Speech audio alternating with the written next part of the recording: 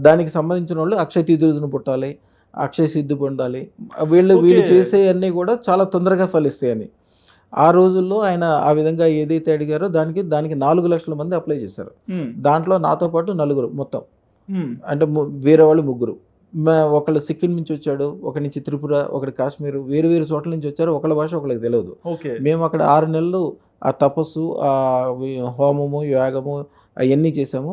మాకందరికి కూడా మహేష్ యోగి మొత్తం మంత్రశాస్త్రం నేర్పారు. హ్మ్. మీరు ఎవ్వరు కూడా నమ్మలేరు. ఎట్లా అంటే మా భాష ఒకళ్ళకొకళ్ళకి తెలవదు. ఒక్కరోజు కూడా ఆయన నోరు విప్పి మంత్రం చెప్పడం గానీ, శబ్దం చేయడం గానీ చేసేది కాదు. మా ముగ్గురిలో మేము కూడా, మా నలుగురిలో మేము కూడా ఎప్పుడూ మాట్లాడుకోలే. ఆ! కానీ నా భాషలో నా మనసులో ఉన్న మంత్రము, నేను చేసే పని అందరికీ తెలిసిపోయేది. ఆయన ఏం చెప్తున్నారో మాకు తెలిసిపోయేది. ఓకే. కంప్లీట్‌గా ట్రాన్స్‌పరెంట్. మామూలుగా అదొక మీడియా ఎట్లా అంటే నోటి మాటలతో కాదు, మనసుతోటే మొత్తం తెలిసిపోయేది. ఆ విధంగా అక్కడ వాతావరణాన్ని మహేష్ యోగి సృష్టించి మాకిచ్చారు. అది యాక్చువల్‌గా 6 నెలల ప్రాజెక్ట్. కేవలం 2 నెలల్లోనే అయిపోయింది.